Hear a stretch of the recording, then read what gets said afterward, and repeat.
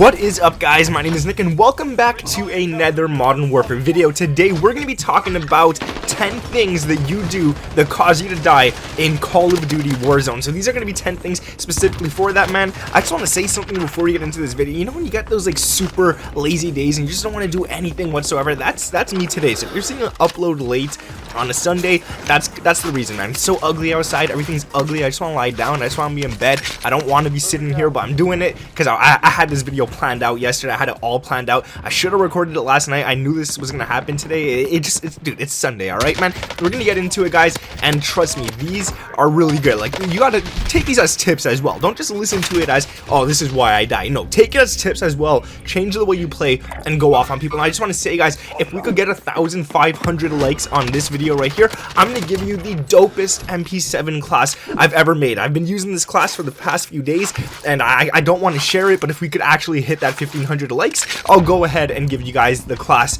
that you're gonna watch in the background in a few minutes here. Like, it's a damn good class. But let's get into this list. Subscribe to the channel if you guys are new around here with those notifications turned on. And yeah, going to number 10, and this isn't in any order, but there is 10 things on this list. And at number 10, it's splitting up from your teammates or moving too far ahead all alone. Now that sucks, dude. Do not do that. You want to stick with your teammates, or at least wait for them to catch up to you, because if you're up ahead of your teammates and you're running and you're going towards a gunfight and stuff and you think you're gonna win, dude, it's gonna be a 1v3. And yeah, you might get a bunch of noobs against you and you might come out alive, but chances are you're gonna go up against a decent squad that's gonna knock you down before you could even get your teammates near you, and they're gonna finish you. And then you're gonna be screaming in your mic, where's my teammates, blah blah blah. But yo, it's your fault.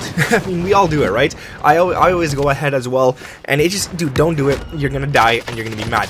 Going to number 9, you're not using the right gun for the right engagement. So for a little example here, you're either using an AR up close, and obviously the dude with the MP7 is gonna smack you in just a few seconds, or vice versa, you're using an MP7 for long distance while the enemy is using an M4A1 against you. You're gonna die. It's pretty logical. Like, that's what happens. ARs are gonna beat SMGs at long distance, and you might think that you could survive gunfights like that, but you're not going to whatsoever.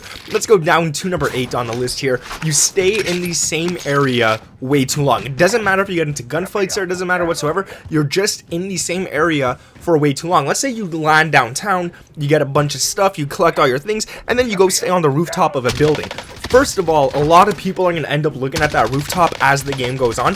Some people are going to end up seeing you, and they could either sneak up to you, or they could go onto another rooftop and start sniping at you guys.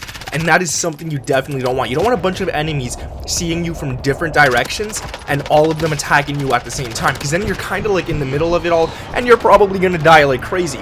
Going down to number 7 on this list, this is one that I like a lot, and I think you guys are going to like this one as well. And this one's kind of like number 8, but this involves gunfights. So let's say you get into a gunfight and you kill a whole entire enemy team. You kill them all, everything is good, all is good, your teammates are happy, you guys are looting them, and you're having a good time, and then in the middle of nowhere, you're just getting shot at again, and you don't know where it's coming from. And that's because the enemies see your red dots on the minimap when you're in your other gunfight. They're all trying to rush you at the same time so they could get more kills, and you don't leave the area. Once you get a bunch of kills, you stay there, and you shouldn't be staying there. Once you clear out an area, move on to the next one and start clearing out the next area as well. Trust me on that. You don't want to stay in the same spot after a gunfight.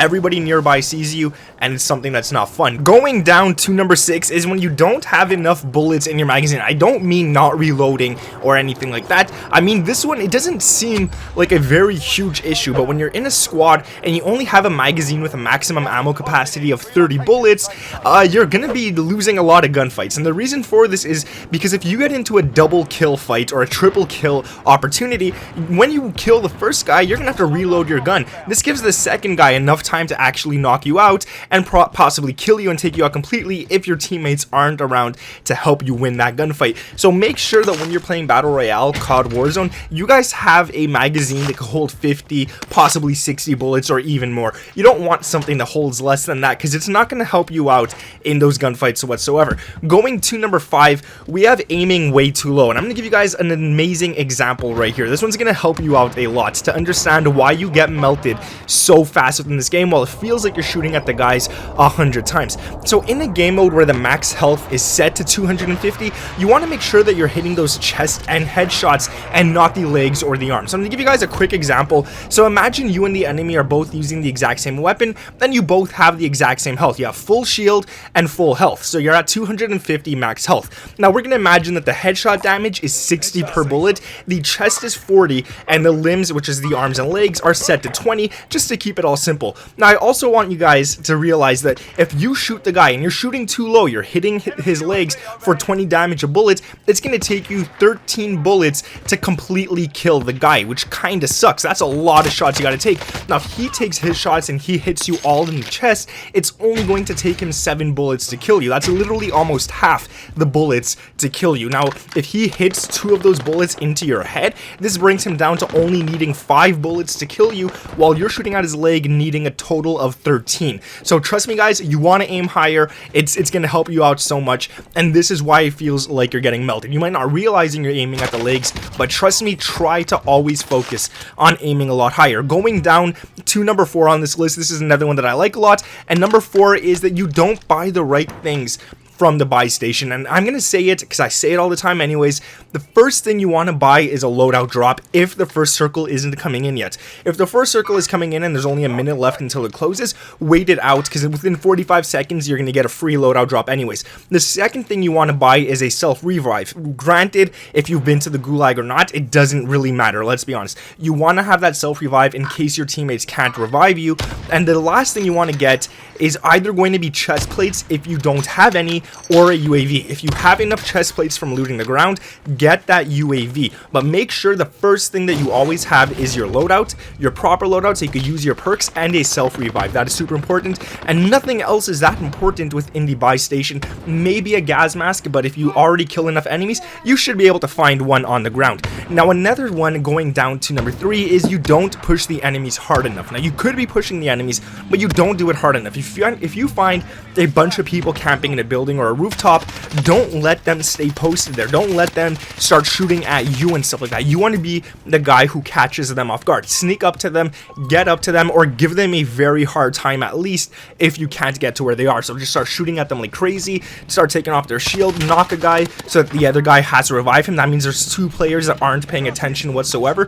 One is down and the other one is reviving, leaving you guys on a 3-on-1 gunfight that should give you the upper hand, and then it should be easy to take out the last 2 guys. Now we got 2 left on this list right here, and one of them is running in the middle of open fields. So this is something you shouldn't be doing as well. This could work. I do it sometimes. If you really have to run through the open field to get to the next circle, go ahead and do it. But if there's a vehicle nearby, get in the vehicle. If there's buildings nearby, cut through the buildings. Don't just stay out in the open, because then you're being a very easy target practice for enemies who are further away with assault rifles, LMGs, snipers, and all that kind of stuff. So make sure that you're actually using the game to your advantage. If there's rocks, get behind those rocks. If there's trees, get behind those trees, and do whatever you could do. Now the last one I talk about is number 1, and this is not getting the high ground. You don't think the high ground is that important, and in a game mode like Warzone, this is super important. You want to have that high ground. You want to make it hard for the enemies to get to you, and you want to make it hard for them to hit you as well. If you're on top of a building, they're only going to see your head, making it very hard for them to shoot at you, while you're going to see their entire body. And once you shoot down to them, you're probably going to be hitting their chest or their head, because the legs are not that visible from that height. So trust me guys, get the high ground. It's super important in this game mode, and you don't want to always be on the bottom. Now there is chances or times when you will actually win those gunfights from the bottom, but it's just so much easier once you get the high ground. That's going to be it for the video today guys. Like I said, if you want that MP7 class, let me know. All you got to do is leave a like on this video. We're going to go for 1,500 likes on this one, and I'll give you guys that MP7 class because it's a really damn good one. I'm sure you guys are going to love it for sure. Subscribe to the channel if you guys are new around here. We just passed 534,000, which means we're so close to 550,000, which is getting absolutely insane. We just hit 500,000 like 2 months ago, so this is cool. You guys are subbing fast. I love it. Thank you guys, and let me know down in the comments below some mistake that you make within the game. It could be on this list, it doesn't have to be on this list, or just something that leads to you dying a lot. That's gonna be it for the video today guys. Thank you for watching. My name is Nick, and I'll catch you in the next one. Peace.